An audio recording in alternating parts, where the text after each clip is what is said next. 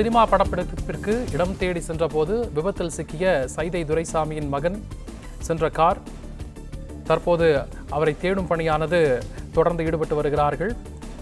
இது குறித்த கூடுதல் விவரங்களோடு செய்தியாளர் கதிரவன் இணைப்பில் இருக்கிறார். கதிரவன், இது குறித்த கூடுதல் விவரங்களை வழங்கலாம். சென்னையின் முன்னாள் மேயராக இருந்தவர் சைதை துரைசாமி சென்னை சைதாப்பேட்டை பகுதியில் வசித்து வருகிறார். இவருடைய ஒரே மகன் வெற்றி துரைசாமி 45 வயதான இவர் சினிமா இயக்குநராகவும் இருந்து வருகிறார். ஏற்கனவே வித்தார்த் ரம்யா நம்பீசன் நடிப்பில் ஒரு திரைப்படத்தை தயாரித்திருக்கிறார். தற்போது த்ரில்லர் திரைப்படம் ஒன்றை தயாரிப்பதற்காக அதற்கான லொகேஷனை பார்ப்பதற்காக தனது உதவியாளர் கோபிநாத்துடன் விமானம் மூலமாக கடந்த 2 தினங்களுக்கு முன்பாக இமாச்சல பிரதேசம் வெற்றி துரைசாமி அவர்கள் சென்றிருக்கிறார்.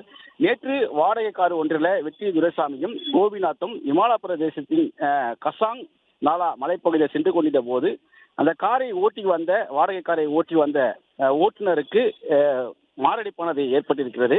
உடனடியாக காரானது கட்டுப்பாட்டை இழந்து அந்த மலைப்பகுதியிலிருந்து கீழே விழுந்து பள்ளத்தில் உருண்டு விழுந்து இந்த சட்லேஜ் நதியில விழுந்து மூழ்கி இருக்கிறது. இந்த காரின் சக்கரங்கள் ஆற்றில் விழுந்தை கண்டு அந்த பகுதியில் இருக்கக்கூடிய பொதுமக்கள், சுற்றுலா பயணிகள் போலீசாருக்கு தகவல் அளித்ததன் பேரில் இமாச்சல பிரதேச போலீசார் மீட்பு பணியில ஈடுபட்டார்கள். மூழ்கிய காரில் இருந்த ஓட்டுநர் தன்சினை இறந்த நிலையில மீட்கப்பட்ட நிலையில அந்த காரிலே மற்றொரு நபர், அதாவது அவரது கோபிநாத் படுகாயோடு இருந்த நிலையில அவர் மருத்துவமனையில சிகிச்சைக்காக அனுமதிக்கப்பட்டிருக்கிறார்கள். தற்போது அந்த காரை மீட்கும் பணியில தேசிய பேரிடர் மீட்பு குழு ஈடுபட்டு இருக்கிறது. அதே போல மாயமாகிய வெற்றி துரைசாமியை தேடும் பணியிலையும் போலீசார் ஈடுபட்டு வருகிறார்கள்.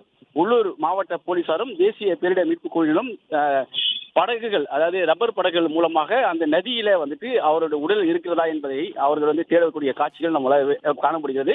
அதே போல இந்த மீட்பு படையினர், தேசிய மீட்பு படையினர் ஆற்றில் மூழ்கிய அந்த காரை மீட்கும் பணியிலும் ஈடுபட்டிருக்கிறார்கள்.